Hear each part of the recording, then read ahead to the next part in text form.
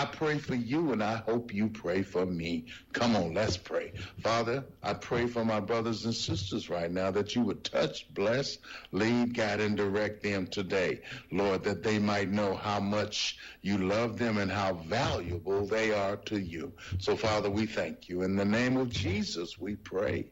So we've been talking all week long about forgiveness.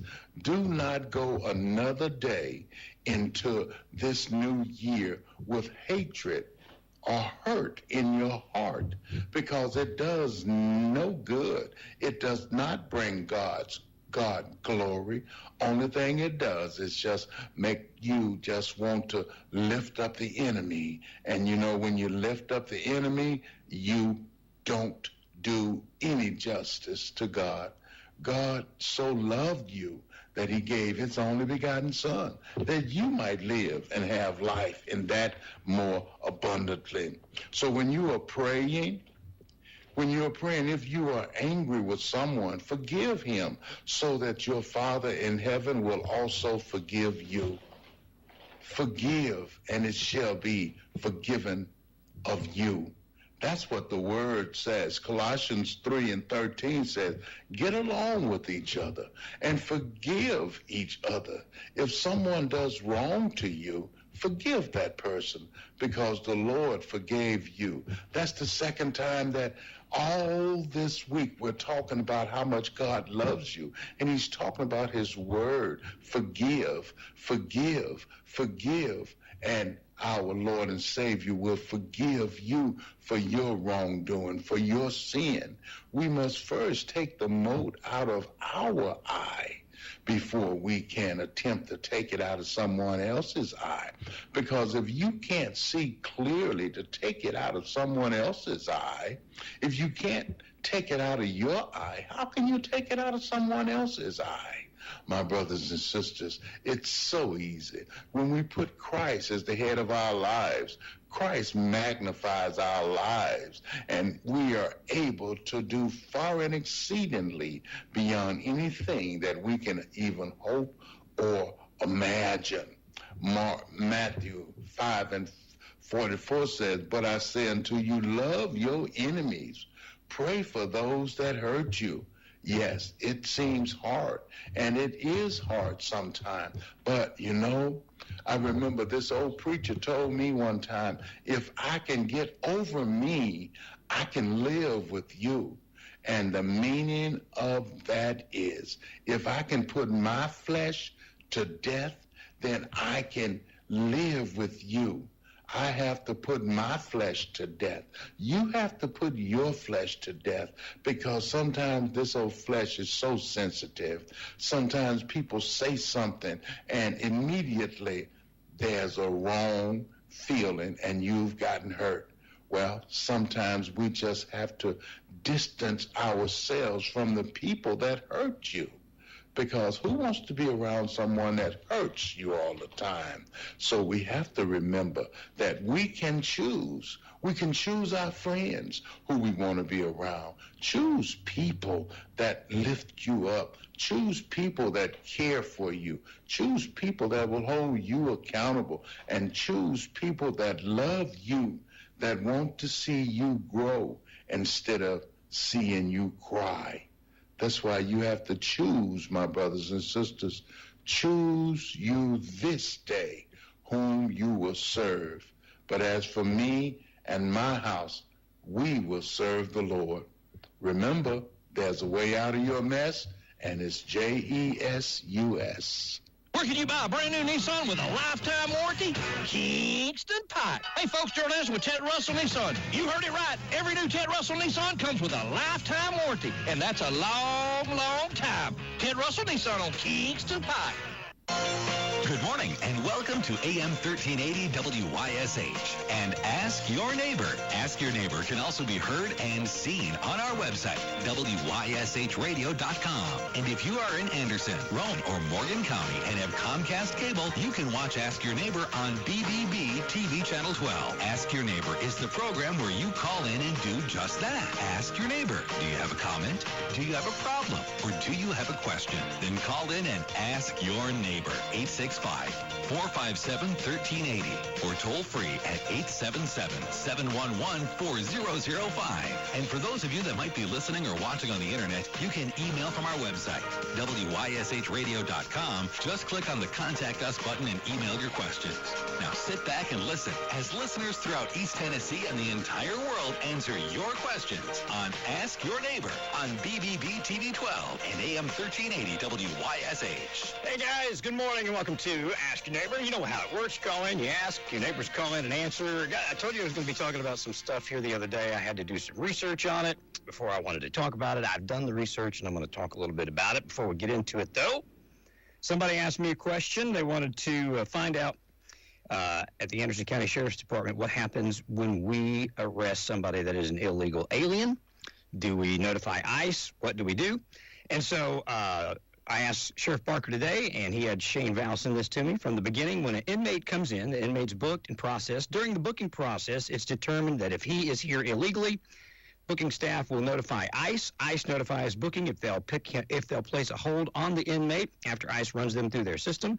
If a hold by ICE is placed on the inmate, we notify ICE when the inmate is scheduled to be released, and they pick them up. And that's how that works. So, yes, we do notify ICE when we arrest an illegal alien in Anderson County. So, got that. So that's a little bit of housekeeping. I believe Chief Scarborough, State Representative Scarborough, it's going to take me a while to get used to, is on the phone with us right now. Good morning, State Representative Scarborough. How are you today? Good morning, Ron. How are you, brother? You know how long it's going to take me to not to call you Chief? Hey, you're not. Hey, it's okay. I told you before. I'm honored to be called chief. I miss that job every day. All right, I know you've just got a few moments. I asked you this Saturday. I asked you about a bill that's going through the state legislature that says it changes or it clarifies, I guess is what we were talking about, clarifies a bill. Let me read it to you real quick, and then I want you to tell people explain to everybody why you're carrying this bill. Criminal Offenses as introduced clarifies that a school employee does not commit the criminal offense of falsifying educational and academic documents for altering, creating, or duplicating the grade of a student in an educational or academic document if the altercation, creation, or duplication is due to the student obtaining the grade through a program that allows students to retake a failed course, exam, or assignment and earn credit. And it amended TCA Section 3914-136 and Title 49. And that says a person that commits or falsifies education academic documents, who buys, sells, creates, duplicates, alters, gives, or obtains diploma, academic records, certificate of enrollment, or other instruments of which purpose or to signify merit of achievement confirmed by an institution of education with the intent to use fraudulently that document or to allow fraudulent use of the document is illegal and Class A misdemeanor, up to 11 months in prison. So, tell us why your bill that you're carrying, and I know it was brought by the senator from Shelby County, and I've been researching them. They've had, looks like, from 2016 to 2018, they had about 33 cases of some pretty fraudulent grade changing there in their county. So, explain to us, and I'm trying to be quick, Rick, so forgive me. Explain to us why you're carrying this bill, and if it is passed, the people who committed crimes that our sheriff has taken to Dave Clark, will they not be held accountable for their crimes? So, all right, go ahead. I'll be quiet and let you talk. First of all, I apologize for the language. You know I don't talk like that. Okay, simple terms. Yes. The reason I took on this bill, someone was going to carry the bill. Someone was going to carry that bill. It's a term down here I've learned. It's called cleanup language. When there's a bill that's vague and ambiguous and ties people's hands, sometimes another bill needs to come up behind it, and we just added language to it that clears up the language to the point to where my goal in this matter would be, in like anything else, I don't have really an agenda down here in Nashville, but I am going to look out for the most vulnerable, whether it be our kids or our seniors. And if we've got a program that can be beneficial to our students in Anderson County, however, because of the previous history of what went on in our county, there's going to be teachers that are slow to act or not to take advantage of the program for the benefit of the child for fear of potential prosecution or whatever because of confusion. Because I know, Ron, you remember whenever we started having issues with law enforcement, it became very clear that in some communities, some cities, not in Clinton, for example, but some officers were just not making traffic stops anymore. If they're going to get in trouble, if they're going to risk it, they're not going to make them anymore. And I didn't want teachers to feel like they were going to be hamstrung, or not. They wouldn't be. The students would be. They would be not be able to take advantage of a program that's meant to do good things. Now, don't get me wrong. It's still, the language is still there. If the grades are changed where there's intent that's not genuine, or there's potential fraud, or the intent is to forgery or whatever, but they can still prosecute those cases. As a matter of fact, they'll probably most likely, if grades are changed under false pretenses, you know, there'd be a more significant charge. But as for the case that you're dealing with in Anderson right now, I can't speak to that case and what would happen there. I'm talking moving forward. This language would clear it up to where students would have the opportunity to have every benefit of a program that's there, regardless of that program or anything else. I don't want kids not to be able to take advantage of a program for their benefit with the right intentions.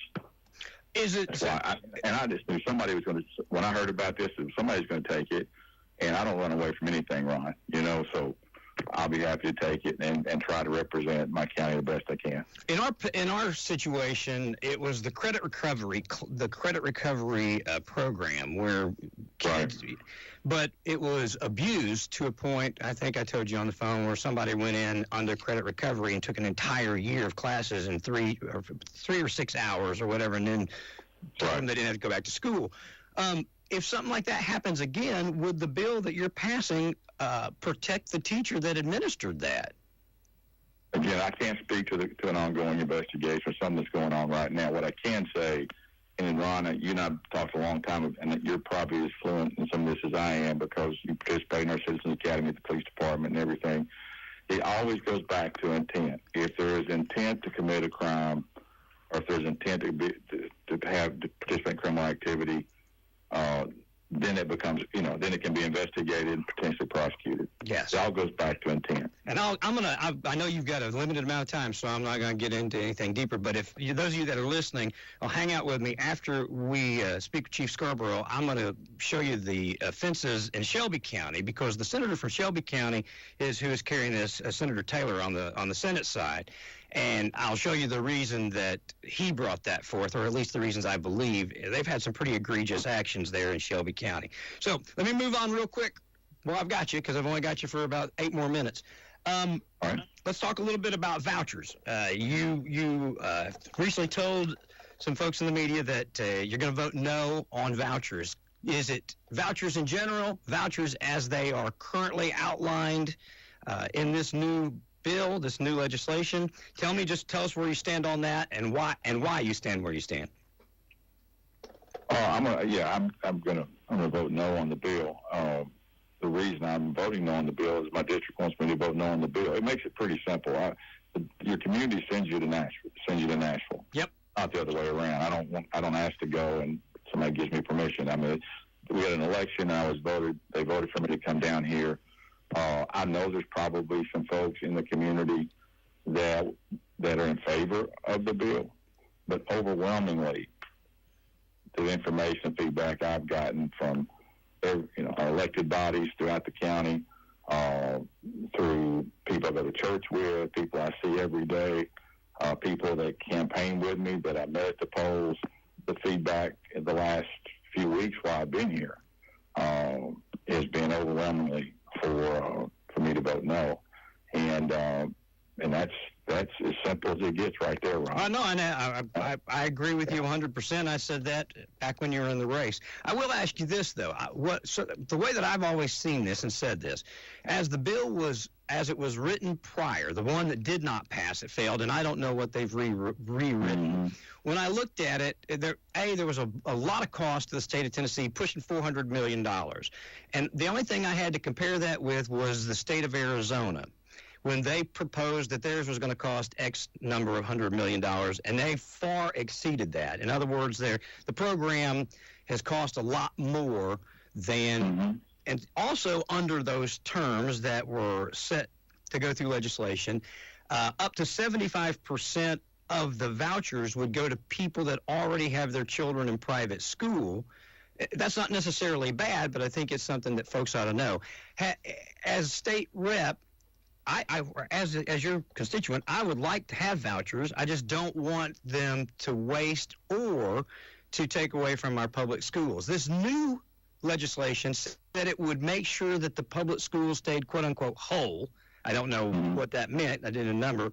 But is there a position or a legislation that you can bring forth to counteract the legislation that would still provide vouchers for kids that might need them and yet not hurt the public schools and satisfy your constituency?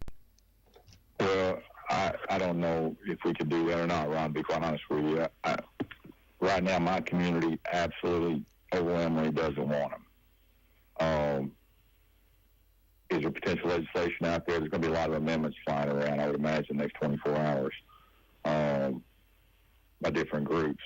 My understanding is it's on the calendar for tomorrow. Yeah.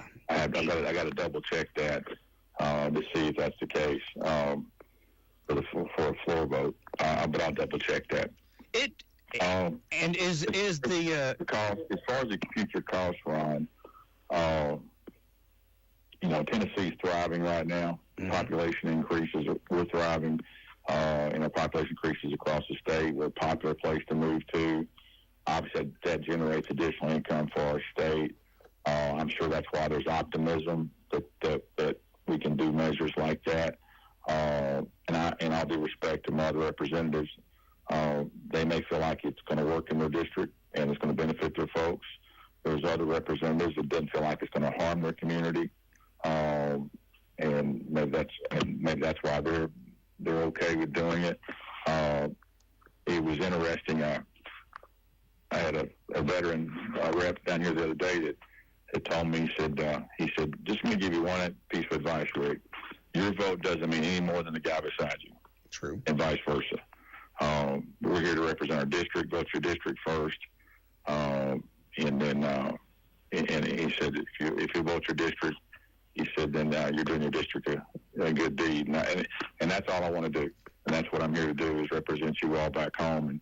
And there's going to be times I'm sure I'll let you down, but it won't be because of a lack of thoughtfulness and trying to make the right decision. No, and again, I think the reason that you won in the fashion that you did, 68-point-some%, was the perception that our former state representative did not listen. Even when there's disagreements, you still can have the conversation with people and explain your position, and that's what I want you to do. So, I've talked to, Kelly Johnson said here on the radio that if they could find a way to make vouchers work where it would be good, she would support it. But the one, as it was proposed, they did not support it because it was going to penalize the public school system. So I'm just wondering, is it proposed to pass, Rick? Does it look like it's going to pass? Ron, it's a really fluid situation, and it all depends who you're talking to. Okay. I'm not trying to get to a yes. I'm not advocating any kind of amendments to try to get to a yes. Yes. I really feel like I've exhausted every means possible communicating with my folks back home in our district, and they overwhelmingly do not want a yes vote here. There's some folks that are down here that are working, trying to find amendments to get to a yes, because maybe their feedback is it's a possibility. Maybe they're leaning yes, leaning no. Again, that's why it's going to be, when it comes to the floor vote, that's where it's going to count. Yeah, that's right. I just was wondering if somebody had taken the temperature of kind of where it stood right now. Usually they'll whip the vote and kind of have an idea of what they're going to get. And from what I hear, it's likely to pass as is right now. Maybe my information's incorrect, but it's likely to pass on the floor vote. Maybe not. Like you said, people are trying to whip stuff into it maybe to get it to pass. I don't know, but that what I've heard. Let me say this, Ron, before we go. Okay. Make sure there's no other confusion. We're going to be voting on 3 different issues at some point. Some of it may go down tonight, some be tomorrow, some might be Friday morning. We don't know for sure. We're going to vote on the school choice issue, disaster relief. I was on that committee for disaster relief, and then for special session. By the way, we have different committees for special session. Some of us do than we do for regular session. Okay. So on special session, I'm on disaster relief. We passed through committee 20-0 yesterday. Good. A lot of discussion about what we could do, what we could do better. A lot of good feedback from TEMA. TEMA and Department of Transportation has been amazing in what they've done for Upper East Tennessee, but they need more resources. And then we're going to talk about the immigration bill. We're going to vote on it as well. It's in the Committee for Immigration. It was met this morning. I don't know if they're out yet. It'll go through finance and the calendar and rules and try to go on the calendar too. But let me explain this. Regardless how anybody votes on any of those 3 bills, if they all 3 pass, then they'll be part of the overall budget we'll vote on. I guess you could say it's the 4th vote, the final vote. Yes. It'll be the overall budget. No different than in end of April when you vote on the total budget. Gotcha. Understand? Yep. This special session will have its own budget. Okay. So even though I'm a no vote on the school choice bill, when it all goes through, if all 3 issues were to pass, for example, I'm a yes vote on the total budget. Exactly. I got you. Yeah. And there's so many moving parts to it. Folks like us don't understand all of it. That's why I really appreciate you. I know you're pushed, but I really appreciate you taking time and the access that you allow us to have to you and explain the way you're going to vote. I appreciate you. Well, you know I'll try to make it work anytime you need me. I know. And I appreciate you working me in today, and again, we'll keep talking. Okay, Ron? All right, buddy. Thank you. Have a great one. Yeah. Bye-bye. State Representative Rick Scarborough. I wanted to get Rick on, and I apologize. You guys know I can talk for a long time, and I had 15 minutes that he literally between stuff they're doing, he took. Because I want folks to understand, too, that there are some things. I haven't read all of this new legislation. I'll tell you that. I did read the old stuff that did not pass. You remember when we had Representative Reagan here and they were talking about it, and then they ended up what I call Christmas tree in that legislation. They put all kinds of stuff into that legislation that kind of made it what they said a budget buster. So they knew they got so much heat, they put stuff in it to stop it from passing. They said it did the vote and it didn't pass. So they went back and retooled the legislation as it is, and I don't know exactly what they have taken out and put in. A lot of this additional things that were put into it originally, I'm sure, are taken out. But I know I did see in there where it had language that it would keep the public school systems whole, make them whole if they lost out of it. That was a big worry for at least our local school systems, is we're going to move children out of that school system, put them in a private school or teach them at home, take that money that they get, the BP money, the $7,000 or whatever that we get to educate that child away from our school system, but still have our local school system required to maintain the status that they have today with less money, but they still have to have the same amount of teachers. So if you lose 10, 15% of your students, but you still have to have 3 math teachers. That was the worry. So I don't know if make them whole or keep them whole would replace that. That's political language that I can, you could debate about. So we'll see where it happens. The folks that I talked to said it's going to get a yes vote. It's going to go into the final vote. Then we'll see. If it gets that yes vote and it goes into the final vote, just like Chief Scarborough said, he'll be a yes vote on all of it because it's the package, it's the total package. A no vote on the individual school choice, yes vote on the final package if it's included into it. Now, that said, I also read you the bill that was being carried by Chief Scarborough and Representative Scarborough and Senator Taylor on this change in our current law. And I don't know. When I sent this to Representative Scarborough Saturday morning, I didn't know he was carrying the bill. I really didn't. It was sent to me, and I read it, and I sent it to him and said, "Hey, can you tell me about this?" And he called me and told me. And so it says, and I'm going to read it a little slower. First, let me tell you what the current law says. All right, this is TCA section 3914-146. TCA 3914-136 says a person who commits the offense of falsifying educational and academic documents, who buys, sells, creates, duplicates, alters, gives, or obtains a diploma, academic record, certificate of enrollment, or other instrument which purports to signify merit or achievement conferred by an institution of education with the intent to use fraudulently that document or allow the fraudulent use of that document. That is a Class A misdemeanor to do that, with up to 11 months in prison and up to a $2,500 fine, which I'm going to guess, I don't know, but I'm going to guess that the 8 quote-unquote misdemeanors that our Sheriff's Department uncovered and turned over to our Attorney General are those. A breach of that, a falsifying of that document, changing of the kids' grades, to signify merit or achievement. Well, if you change F to a C, you're signifying merit or achievement. So they've committed a crime that could land them in prison for up to 11 months. Though, and again, I don't know if it's 8 misdemeanors committed by 200 teachers, or 8 misdemeanors committed by 8 people, or 8 misdemeanors committed by 1 person. I don't know exactly. The sheriff wasn't at liberty to discuss that. And anything he said, you heard him say on the radio. So I don't have any, backroom information. I just have what he's told us. But I know that. And I do know this, too. I'll just add this.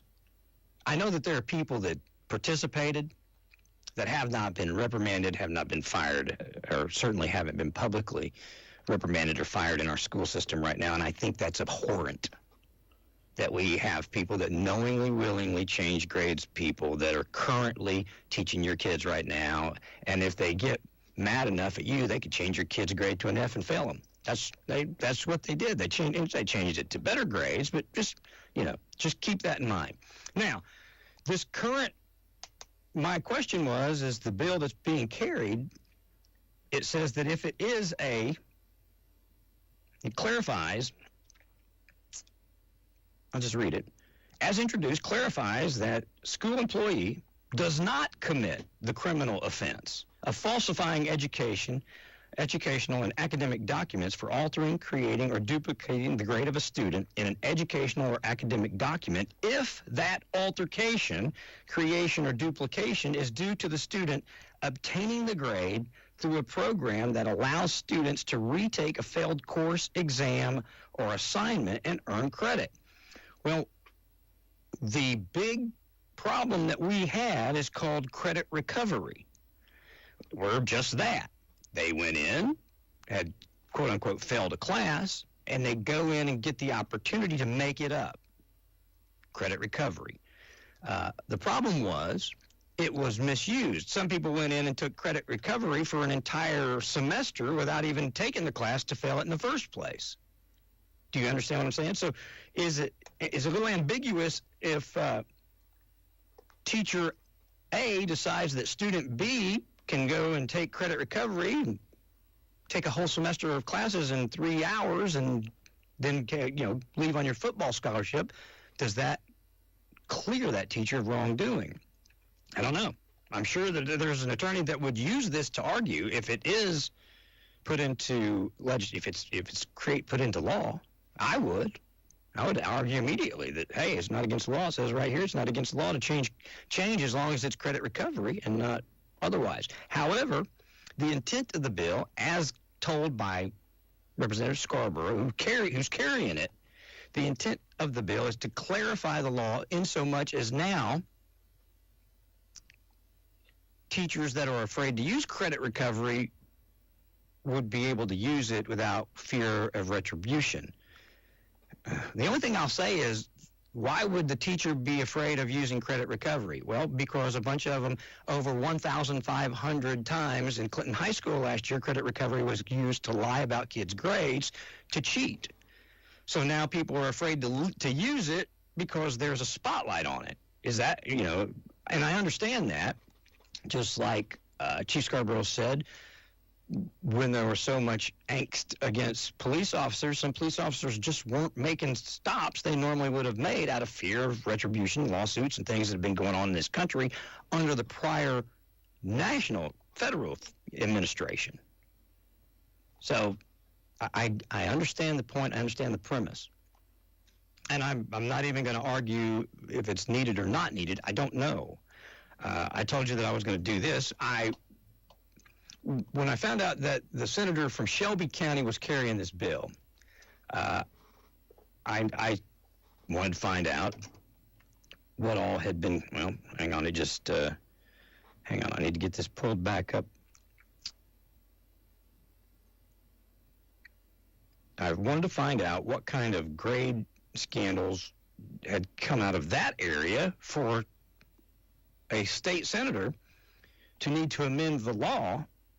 And I just found it not ironic, but a state senator to amend the law to change it out of Shelby County and a state representative out of Anderson County, where we just had national news made about changing our grades.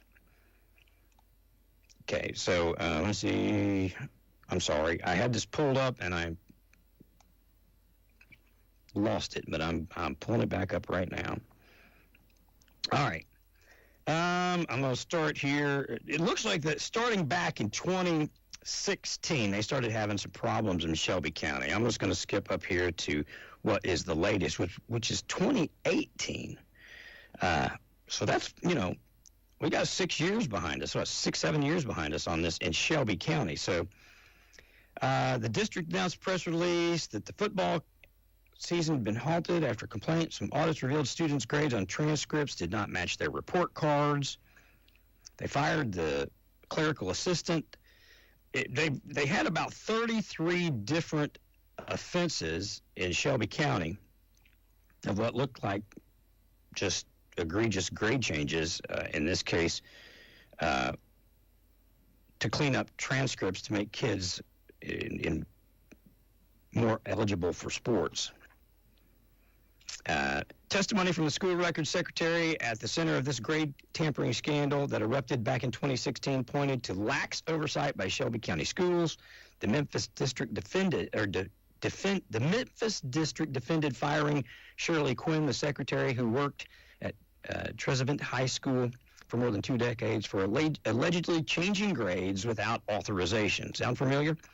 The investigation was prompted after incoming Trevant High School principal Ronnie Mackin reviewed report cards and transcripts to make sure students were on track to graduate and saw discrepancies. He turned his discrepancies and his observations to district officials. Quinn's case focused not on the 9 days after he turned in those documents and then her termination. So there's a lot more to it. So it looks like they were having the same kind of problem that we're having. So I don't know that I agree. I mean, the law that I will tell you this, Title 49 of the state Tennessee Code, all right, and I pulled that up because this particular amendment amends TCA section 3914-136. 3914-136 is pretty plain. I read it to you. Person commits the offense, falsifying. That was pretty clear. But it also amends Title 49. Now, if you want to go Google Tennessee Code Title 49 Educational, you will find that it has over 50 chapters, and each chapter has subchapters, like Chapter 1 has 12 subchapters. So it's hundreds, if not thousands, of pages, and I have not looked through all of that. I've tried to find any mention of grade alteration and I've been looking since Saturday, and I've not found anything in Tennessee Code Title 49 about grade alteration yet. So I don't know what it's going to amend in there. I'm sure there's probably something in there. Like I said, in Chapter 50, which is just the miscellaneous code, there are 17 sub-chapters inside of it. So it's pretty extensive law. Again, I just say that all to say this.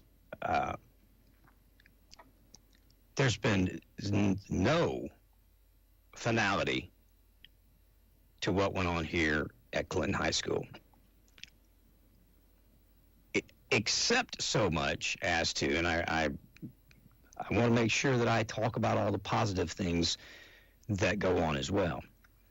I will tell you that I've met with Principal Harrell because, quite frankly, I'll just tell you, one of my kids was having a hard time, and they were like, "Oh, don't worry, they're not going to fail me. They'll just, change the grade." So I marched him right into the principal's office and said, "Here's what everybody's saying. They're still just going to change the grade." And Principal Harrell explained to me how in credit recovery now, if a student has one course in credit recovery, if they just have one course that they're having a problem with, the same rules and techniques of applying and letting them take those courses apply. If they have more than one, it's supervised, it has to be done, I think, I can't remember the exact wording that Robbie said, but they have made it so that if there is more than one class that credit recovery is needed from, it is now observed and supervised by officials at the school so that you can't change a bunch of class grades like had happened previously. Again, we had over 1,500 grades changed. And not every student that goes there had grades changed. So some of them had numerous grades changed. So the first thing I'll say is, if this law passes, I think it needs to be noted, and I've already spoke this to Representative Scarborough, that it is not retroactive to those that have already committed the criminal act. And if they're found guilty of the criminal act, could spend up to 11 months in prison and a $2,500 fine. Now, I don't know that anybody ought to go to prison for what happened. I would like to know the details of all that happened. I'm not going to know that until the district attorney concludes all that they're doing. I will tell you this. I actually sat in the district attorney's office, what is today? Today is Wednesday, Monday. And we had a conversation about this legislation that's being introduced, and they are still mulling through the events that took place at Clinton High School and the people involved. Now, didn't reveal anything to me other than still being worked on. But I hope that when that's finished, that we get the details, all the details. And I want the names. I want the names of the ones that have been identified, because if the ones that if they don't identify them, I'm going to when it's all said and done. If the people that I know that did some of this stuff is not identified in the final report, then I'll identify them. So there. All right, so I think I've covered it all. I've tried to do everything expediently, as quickly as I could. So we've got on the table right now, we've got today's discussion. What do we do when we arrest an illegal alien? The first thing we do is they contact ICE, and then ICE will tell the sheriff, they'll run a whatever they do, a background, and tell the sheriff whether or not they are going to pick them up, what they need to do with them. And then, so that said, when ICE says they're going to get them, sheriff lets them know when they get out, and ICE comes and gets them. They place a hold on them. So yes, we're not sanctuary. We're not one of these liberal places that just because they're here illegally, we think that we shouldn't let ICE know, which anybody that believes that that's a good thing, somebody's here illegally, and they've already broken one of our laws, they're in our jails, but these sheriffs across the country are not allowed to notify ICE or work with ICE on it? Good Lord. How stupid can people be? We don't have that here. We notify them when we get them. ICE tells us what to do with them, and they pick them up. That's how that works. So we got that taken care of. I hope that you guys understood where Representative Scarborough stood on the vouchers. And as it is written at this moment, he's voting no on that. I think it'll pass anyway, but he's going to be a no vote. You heard a number of folks here from the Clinton community talk about the dangers of the voucher legislation as it was written. But in all fairness, this is a special called session, which means they normally wouldn't do it. And that also means that in a normal grinding out of getting legislation, this is moved at kind of a warp speed. I think this is just an adjustment of the legislation that didn't pass. So there you go. However, if it does pass, and it's included in the normal budget that they'll come out with and vote on at the end of all this with the other things, which is the aid for areas that need it, disaster relief stuff, then Representative Scarborough will be a yes on that, which would include this inside of it. So you see how it can get convoluted real quick? That's it. And then the last thing I wanted to talk about was this credit recovery law that seems as if that crime is committed inside of one of these additional programs, there would be no punishment. And according to Chief Scarborough, there would be. The intent is still there, but it's to give some clarity to teachers so that they're not afraid of using these programs to help kids. And I think we need to help kids. But, back in my day, you passed or failed the class. You didn't have a whole lot of, panty coddling to get you passed. You either did your homework and you did it or you didn't. Of course, that's, back when there were only two genders, too, so who knows? Back in the old days, we didn't have all these things to make it look like you're passing when you're really failing. Now, I say that without knowing anything about credit recovery, and hopefully I don't find out anything about it. I don't want my kids to have to go through it. I would like them to pass everything they have to pass. Not saying they will, but, Trey did, so there's a good chance the other two will. Now, what do you guys have to say about it, if anything? Let's see. Let's go to the phones and just see. Good morning. Welcome to Ask Your Neighbor on WYSH. Hello, Racing Jason. I know they passed me through the grades because I was so mean. They just wanted you gone. Yes. Okay. Well, it's been going on for ages. But I wasn't no football star or nothing either. So, but anyway, I think Bill Lee. I think they need to pass a bill to help them people up in West or East Tennessee. Yeah. I mean, immediately. They are. They'll pass it. They're down there right now. Okay, cool. And also Bill Lee, he needs to get on our infrastructure. Our interstates are bad. I mean, our interstates is crazy. They need to be 3 to 4 lanes on each side because there's so many people that's come to Tennessee, and I don't know. We need infrastructure to meet the growth. I understand. Yeah, when you get down there in Chattanooga, I dread going through there now. All that construction going on, and it's just, but they need, if they was to cut out that medium, they would save money on having mow. they just go ahead and pave it. I don't know.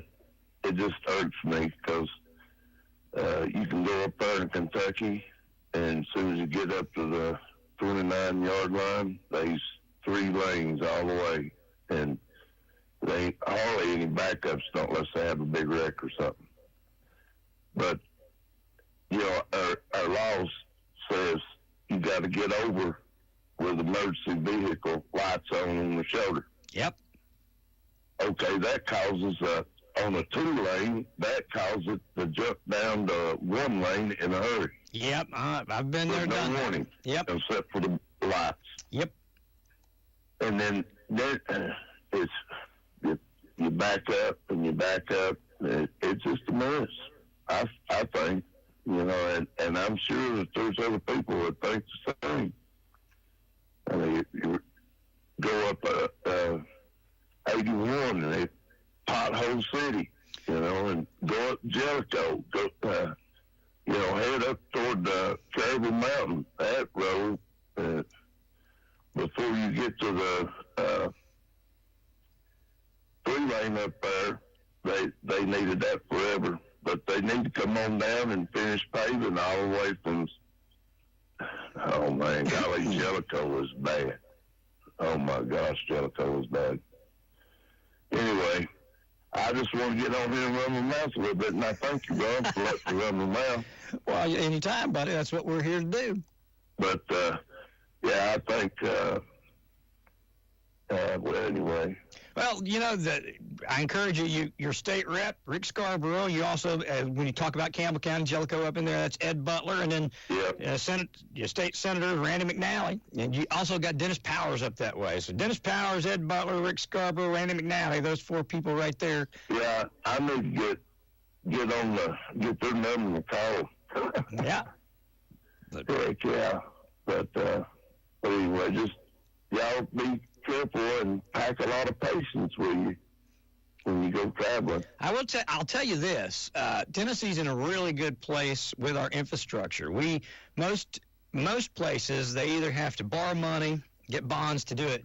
We've been able to pay for our infrastructure as we've gone. You talked about Kentucky. Kentucky has a state income tax.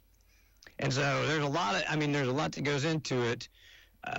But I do, I used to say that Tennessee had better, like traveling down through Alabama and Mississippi. Mississippi's got the worst roads I've ever driven on. Oh, my Lord.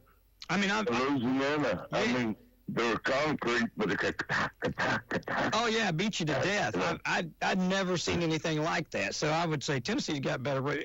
Georgia's got pretty good roads, but Alabama and Mississippi, no thank you. So, we've got a little to be desired, but here, the good news, the thing is that they've managed to pay for all of their infrastructure, all the state's infrastructure, without borrowing money, which means they don't have to try and levy more taxes on us, the citizens. That's one of the reasons we don't have a state income tax, where a lot of other states do. I think we're one of 11 that don't. But anyway, we're doing well, just like you heard Chief Scarborough say. We're doing well financially, and maybe they can throw some of that money in the interstate, in the state roads. Yeah, they need to throw a little money that way, I think. All right. Yeah, we ain't getting no smaller. You know what I mean? Nope, you're right. They're coming this way. Yep. All righty, buddy. Thanks, sir. Hey, I'd like to always try to say that try to help someone out that's less fortunate than you. Yes, sir. If you can. And try to have patience with ignorant people. I'm sorry. Forgive me, Lord. But anyway, just have patience and not be too quick to blow your horn and flip them off, because they may shoot you nowadays. But anyway, try to read your Bible every day. Try to get as close as you can to the Lord. When you're close to the Lord like that, you kind of let things like that slide. Don't sweat the small stuff, brother. Just let it slide off. And we may be different, have different beliefs in that. Just respect and if you can, just be neighborly. All right, buddy. All right. Got to read your Bible every day. That's where I'm going right now. We're building a wall in Nehemiah. We're building a wall. Hey, and it talks, the Bible. All right, buddy. All right. Have a good day. Sorry. That's all right. Thank you, Jason. Thanks for hanging on. Good morning. Welcome to Ask Your Neighbor.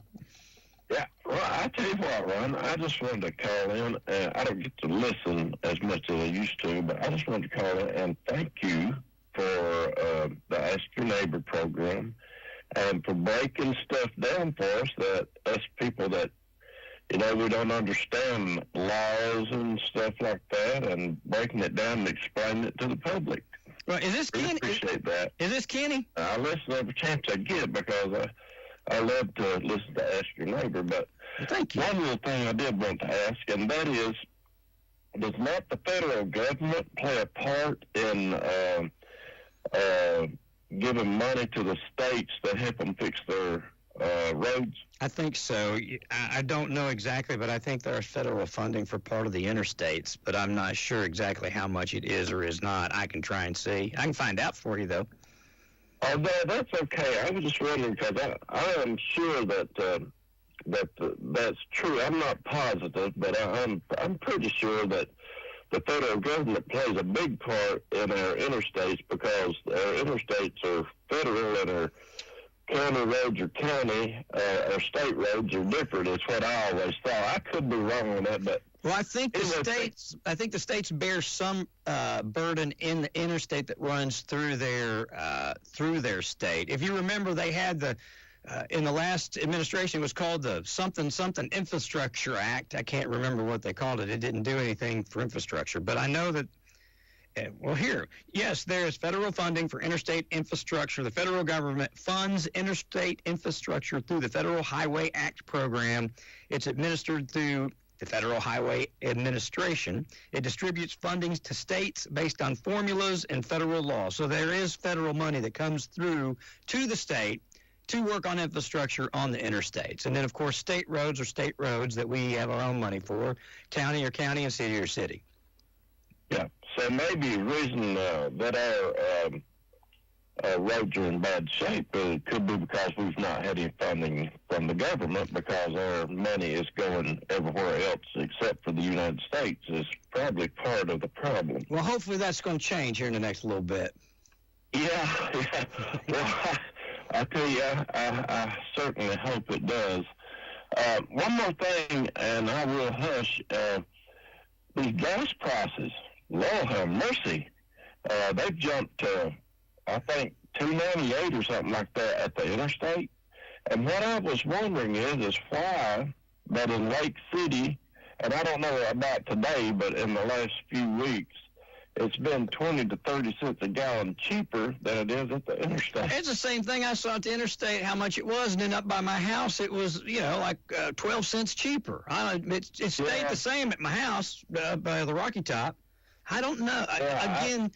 I've been told before, and we've this question, if it's been asked once, it's been asked 100 times, and the answer that we always get are the different gas and oil distributors, the different companies, the different regions and areas from which these people get their gasoline have different prices because different demand on each particular distributor. I don't know. I would get a different distributor if it were me, Yeah, that could be true, but I just figured Shell gas was Shell gas, and BP was BP, and Waggles was Waggles, You would think. Yeah. Well, I think also price, supply and demand. I think that they can get away with charging more off the interstate because people that are driving from Ohio to Florida, they don't want to drive 7 miles up into Clinton to get gas for a dime cheaper. They'll get it right there at the interstate and pay more. So that's right. I think that has something to do with it too, supply and demand, and the fact that they can charge more for it there, and people will pay it for convenience while they're traveling. So. Yeah. Well, I tell you what, it's got to the point where, if I don't eat out very much, but I eat out, I'm just going to run up, Lake City and eat and save 20 cents a gallon on my gas. There you go. That killed two birds with one stone. Have a good day, and thank you very much. Thank you, sir. Have a good day. Bye-bye. Bye-bye. We try to answer your questions, and I don't answer them. Somebody else answers them. I just repeat what they tell me. Makes me sound smart. And I appreciate, I'll tell you this, I've been asking these questions of local officials for 35 years now. I go all the way back to county executive then, David Boland, and then Rex. And you guys know and then for the short period of time, Myron, and now Mayor Frank. And I can tell you, all of those people have always been always open, willing to answer questions that you guys have, or even that I have. And, you call and ask me a question, I'd call one of them and ask, and somebody'd call me back, and all of a sudden it makes it sound like I'm smart, but it's them. It's the access that they've always given us. And same thing with Sheriff. I mean, Russell's always answered questions that have asked of him. Paul White always would. Go to Scott Manning, even his second tenure was not great, but he still was always available to answer questions. Bill White kind of was when he was sheriff. He was a little more reserved than everybody else. But for the most part, I say all that to say thank you to the officials that are out there that do answer our questions. And I know sometimes people worry about getting on the radio with me because I'll do a gotcha or, try to turn something around on them. If I haven't done that in the last 35 years, I'm not going to start doing it now. Unless I just get senile in my old age, I don't know. But as it stands right now, I just say thank you to you guys, because just like that gentleman that called there, I mean, we don't understand laws and legislation and, budget acts and all the stuff that comes before us. But guess what? It does affect us. It affects us greatly. Your taxes. This bill that's going through right now, the vouchers bill, and I'll say this, I certainly don't,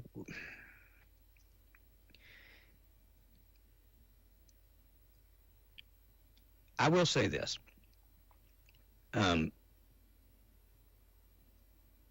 if you can afford to send your kids to private school, people that can afford to do that, they do, and there's a reason for that. The private schools have a better track record, and they are less restrictive. They don't operate under all the same federal and state regulations, and they can spend more time with the kids. So it just goes to say that those of us that can't afford to send our kids to private school would love to have the extra money to be able to afford to. So I hope that and that's not a slight on public schools, because I think Clinton City schools stack up to any private school. That's the truth. You can go and research it and find out. I'm telling you the truth. When you get to the county schools, which is a much bigger system, that's a little different. And you just, in all candor, and he's my friend, I'm not trying to stir up trouble, but Representative Scarborough sent his children to private school. A lot of folks who have served in our government have. And then, you know what? That's okay. That's not a slight on anything else. But my point is, there are a lot of people that want these vouchers so they can send their kids to a better school. The problem that we're going to run into is, private school is going to cost $30,000, and $7,000 a year is not going to cover that. And if it just goes, if 75% of it goes right now to people that are already paying for their kids to go to private school, well, what's going to happen is private school is going to raise its tuition, because the people that are already paying the money are going to get an extra $7,000, and so they'll just raise the tuition $7,000. Those were the hurdles that were that were trying to be worked out when this didn't pass last time. But with that said, that I understand and I agree. I think that there should be choice in schools.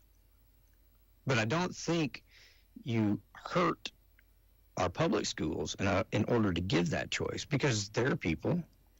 I mean, it takes a lot of money to send your kids to private school, and there are a lot of people that will never be able to afford that. And I don't want our public schools to pale so greatly in comparison to private schools. Again, I don't think they do right now. I don't think that there's a huge gap between them. I know there is in some places, in some areas. In fact, if you guys listen to me on this subject, I said, let's take Shelby County, let's go down into Nashville, some of these metropolitan areas where there is a huge gap between their public schools and private schools. And let's try a voucher system in those schools, in those districts that need it, and have a small model of what it would cost, a small model of what the impact would be, a small model that could be built upon throughout the state or corrected before it was implemented throughout the state. So much for that. I didn't run for I didn't run for a state rep, so I don't have a dog in the fight, but I have shared that with Chief Scarborough. And I think, we'll see what happens with this. I don't know what all they've put into this new legislation, and so I don't want to try and expound upon it too much because I haven't read all of it. But there you go. So thank you to all of you all that and Shane Val for the Sheriff's Department. When Russell can't get back to me, Shane does. So, like I said, in the mayor's office, city mayor's office, I can text Scott Burton at this second, and he will, if he's available, he'll answer me immediately. Same thing with city manager Roger Houck. Those guys, they've always done well to get us information so that we can get you information. And I always, when I think about it, want to take a moment to say thank you to them, because there are a lot of places where, the local politicians don't want to talk about what's going on, and they worry about the local news media, trying to trap them or trying to get them into a situation to use just to make for sensational radio. Or I'm not going to do that, but thanks, everybody. All right, any more questions? Oh, wow, I was sitting here rambling on. I didn't know I had people on hold. Forgive me. Good Lord. Good morning. Welcome to Ask Your Neighbor. Hey, Ron, I spoke to you last Friday on Ask Your Neighbor concerning the situation at the Veteran Service Officers' salary increase. Have you heard any more? I did. Did you? You must not. I addressed it Monday, but let me tell you what I found out. First of all, he was hired on at $47,000, okay? That's what he took the job at. If he passed all of his the stuff that he was supposed to pass, he would be moved to $50,000. He got a $3,000, which they did. They kept all that agreement.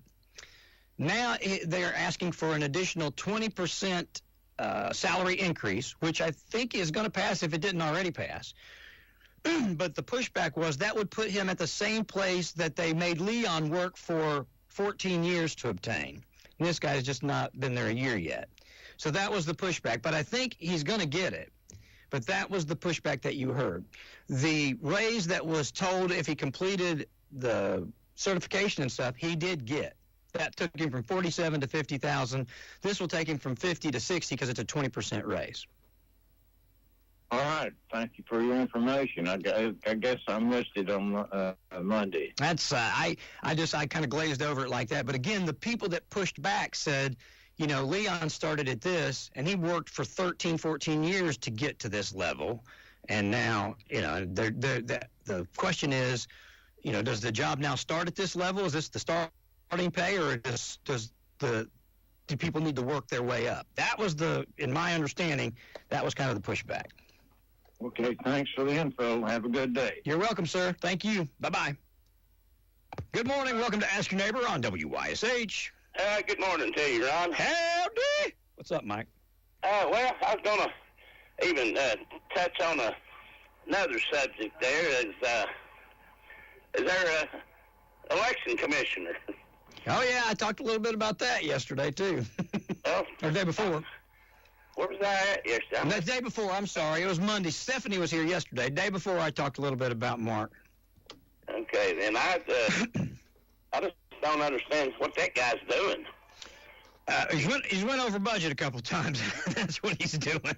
Well, according to Robbie there, I mean, he's not even been paying the whatever fee amount there that these different locations charge for them to set up the voting precincts. He's not even paid them in like 2 or 3 years.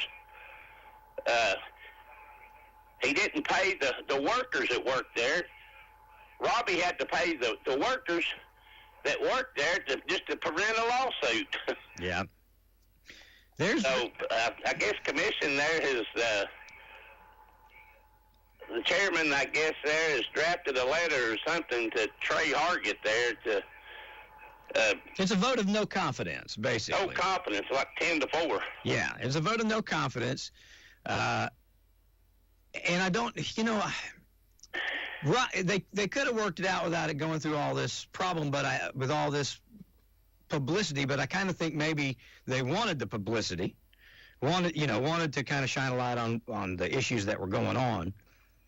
But I don't know if it's political. I don't know, I don't know what the reason would be outside of not having the budget. The only thing I could see is if Mark were trying to use to say his office was not funded well enough so he can't do it. I don't think that's a smart way of doing that, but I don't understand why you wouldn't pay for some of these things, why you wouldn't pay for some of the fees, some of the rentals, some of the people that are out there doing it. If you're not funded enough, go to commission and make your case for why you need more money. If that's the case, I just rolled it around in my head and couldn't figure out why you wouldn't. Why would you not pay your poll workers that you're supposed to pay? I don't know. Well, I know that I guess he's Mark's not under the mayor's purview or commission there. I mean, basically state ran. It is Ed Butler, Rick Scarborough, and Randy McNally. And they basically appoint the election commission, which is, I can't remember the 5 people that are on it, but those 5 people are who hire and fire the director. Let's see, Bill Gallagher and Bear Stevens is a couple that's on that. Yes. And I can't remember. There's 3 other ones as well there, but I don't know. I just took it more that it was just a rift maybe between Robbie and Mark, and their offices are basically just right across from each other, but according to the finance director there, he won't respond to emails or communicate or anything else with him. Yeah. So I just don't get that there, I don't get it either. I would reach out to the commissioners, Jane Miller, Bill Gallagher, Mary Matheny, Bear Stevenson, David Bradshaw. Those are the people that hire and fire, or that Mark works for, and I think they are appointed by the state representatives, Ed Butler, Rick Scarborough, and Randy McNally. I think that's who has the power of appointing those folks, and those folks have the power of hiring and firing the election director of elections. Well, I think that, I heard Robbie say that that office there is in the red there in at least 3 or 4 different categories. Now here's, for everybody to know, write this down. The Election Commission meets at 5 p.m. on the 3rd Thursday of the month at the Anderson County Courthouse. If you'd like to get something on their agenda, the deadline is 5 days prior to the meeting to be added. You can call the Election Commission office, 457-6238, and I would encourage folks to do just that. I did not know that. I learned it just now. All right, then. We learned it together. There you go. I learned something new today. So and that's what I would do, or reach out to some of these guys. I mean, I know Bear and Bill, very well. I know Dave Bradshaw pretty well. Reach out to find out what in the Sam Hill's going on. Because, again, they're over it. If Mark's doing it, it's their job to shepherd him back in, reel him back in, or fire him, or hire him, or whatever. They're at the end of the day, it's going to come down to them. And then if they're not doing their job, it's going to be going on up to the folks in the state. Right.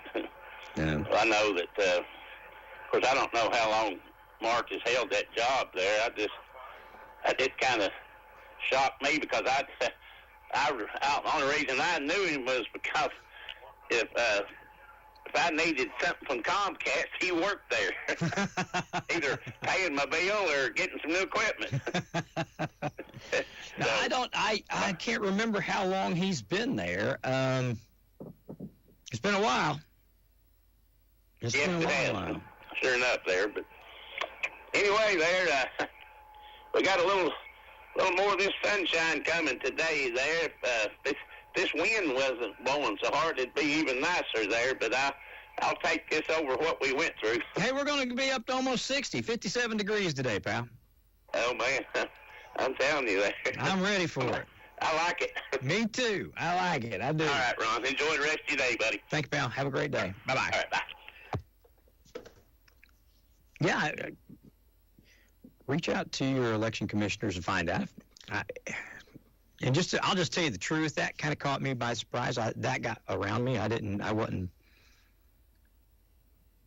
not know that was going on between the election office and budget. And when I find stuff out like that, though, again, I talk about our public officials that are willing to talk to me. There are very few that aren't willing to talk to me, so I can call and find out. And once I find out, tell you guys, and hopefully tell you correctly. So we'll stay on it. We'll watch it. Commissioner Isbell sent me a thing and said, tell folks to come on down to Rocky Top for the best prices on gas and food all around. We'll send them down there. Okay. I'll wrap things up here this morning. I'll take one more break. That I'll give you a chance to call in and and I just got this too from Rick. Talked about too. Well, I'll take a break here. I'll read this first, but we'll take a quick break, come back, and see if you guys have anything else to add, and then I'll read you this message here. 45 here. Let's get down to business. Everybody knows Medicare can be confusing. What with all the parts and plans and all, if you're confused about Medicare, just nip it right in the bud. I call the senior benefits team at Madison Insurance Group or visit their new website, straighttalkmedicare.com. You'll have all the answers to your questions in no time. That's straighttalkmedicare.com or call Madison Insurance Group at 865-425-7300. Tell them Barney sent you. Rogers Group. Who are they? Rogers Group is a family-owned business started in 1908 that operates in 7 states. Locally, they're in Oak Ridge and Campbell County. Rogers Group. What do they do? They offer high-quality products and services at competitive prices. They offer commercial and residential services, crushed stone, sand, gravel, asphalt paving, and road and bridge construction. Rogers Group. Where are they? 250 Union Valley Road in Oak Ridge and at 429 Queener Road in Jacksboro. Rogers Group. A local, family-owned, community-minded business. H&H Body Shop is a family-owned and operated body shop. Here's Darla, co-owner of H&H Body Shop, on how she ended up in the family business. Well, I was born into it, but I did choose it. I helped my dad at night on his paperwork when I was a kid. Then I started during high school coming up here. Then after I graduated on state, I ended up here full-time. Daddy got ready to retire, and he wanted me and Barry to do it together, so me and Barry became partners in the early 90s, and we've stuck together ever since. What do you think sets H&H Body Shop apart from all the others? We try to fix your car like it was our own. A lot of times other body shops just don't care like that. We're a family business, and we act like a family business. H&H Body Shop on North Main Street in Clinton. Call 865-457-9734. H&H Body Shop. There since 1960. There when you need them. Babes, what are you doing? What? I'm just mowing the lawn. No, it's blazing hot and dry out here. Don't you remember? Smokey Bear says. Avoid using power equipment when it's windy or dry. Where'd you learn this? Oh, it's on SmokeyBear.com with many other wildfire prevention tips. Right. Thanks, Honey Bear. Because remember, only you can prevent wildfires. Brought to you by the USDA Forest Service, your state forester, and the Ad Council. This Entertainment Insider is sponsored by Progressive Insurance. Grammy Award-winning singer-songwriter Billie Eilish says it's so liberating to have found her own voice. I can't express how gratifying and satisfying and fulfilling it has been to learn these things about my own voice that's in my body that I didn't even know. You could save big when you bundle your auto, home, motorcycle, RV, or boat. Visit Progressive.com.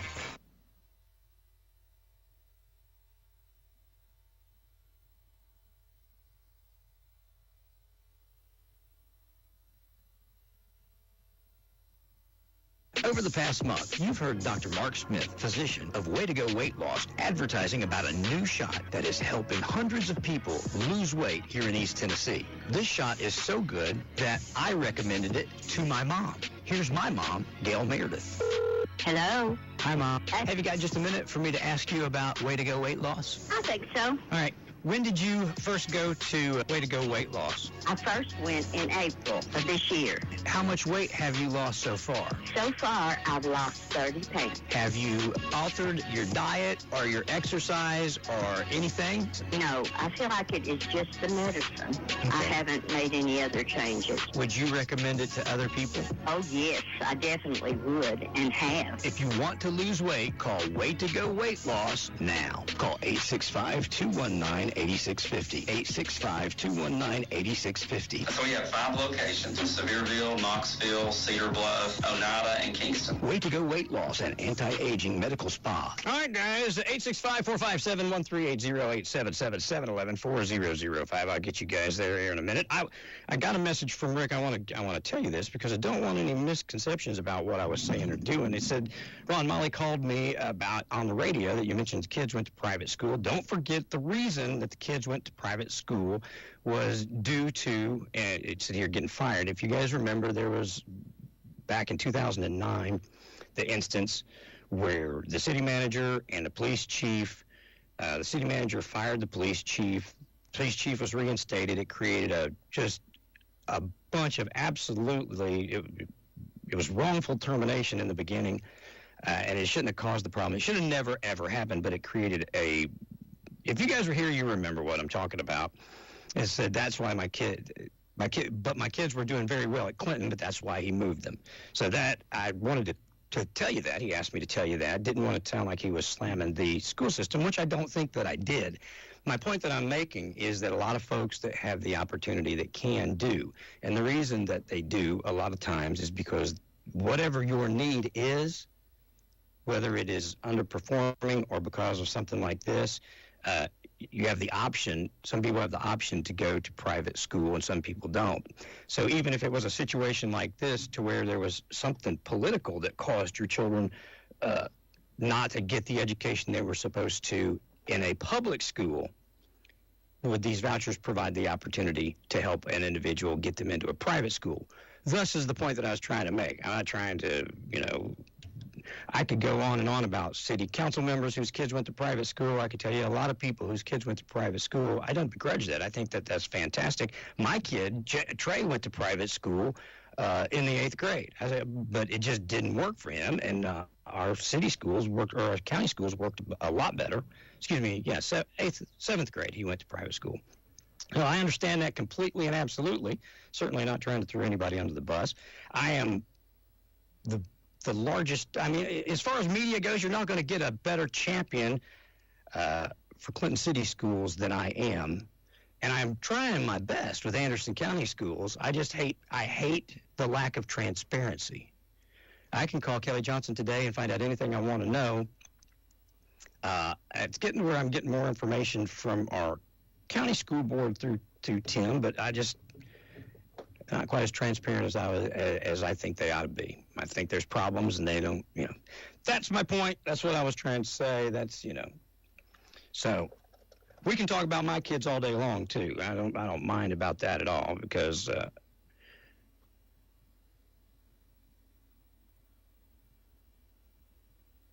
and truth's truth, facts, facts, and that's all I'm talking about. But so it begins. We'll figure it out. It's 11:33. I'm going to go ahead and put a lid on it. Is that on if line 2's for me? Tell you what I'll do. I'll give 60 seconds to make sure that this is or is not for us. And if it is, I'll come back and we'll put them on the air. And if it is not, I'm going to come back and wrap things up. Be done with it. Resetting your password, unsubscribing from emails, printing, anything. Why are simple things sometimes so complicated? Thankfully, with an auto owner's insurance independent agent, getting the right coverage for your business doesn't have to be one of them. So you can get back to the important things, like learning how the printer works. That's simple human sense.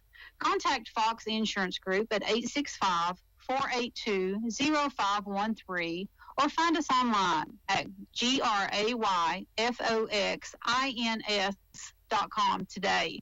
Rogers Group. Who are they? Rogers Group is a family-owned business started in 1908 that operates in 7 states. Locally, they're in Oak Ridge and Campbell County. Rogers Group. What do they do? They offer high-quality products and services at competitive prices. They offer commercial and residential services, crushed stone, sand, gravel, asphalt paving, and road and bridge construction. Rogers Group. Where are they? 250 Union Valley Road in Oak Ridge and at 429 Queener Road in Jacksboro. Rogers Group. A local, family-owned, community-minded business. All right, my friends and neighbors, thank you kindly. I'll be back here tomorrow. Tomorrow is Thursday, David West Stars and Stories of the Kaz Walker Show. And Dave should be in here, Dave and Howard. Who knows what we'll talk about? You never know what we're going to find with those guys. It's interesting. There's a lot of fun stories, a lot of past that's recaptured. So tune in, dial in, listen in, tell your friends and neighbors, and we'll be back here bright-eyed and bushy-tailed. And then Friday's the 31st. Okay, I don't know what I've got scheduled for Friday or not. I might have a guest up here on Friday. I'll have to look and see. But anyway, that said, if there's anything we can find out for you, answer for you, if you've got any questions you'd like to ask your neighbors or you'd like me to find out, call me, tell me. I'll find them out for you and repeat them, tell them to you, good, bad, or indifferent. Thank you for listening to AM 1380 WYSH and Ask Your Neighbor. Make sure you tune in at 10 a.m. each day, Monday through Friday, right here on AM 1380 WYSH and BBB TV 12. Or listen live online at WYSHradio.com. And remember, if you have a question, comment, or problem, call in tomorrow.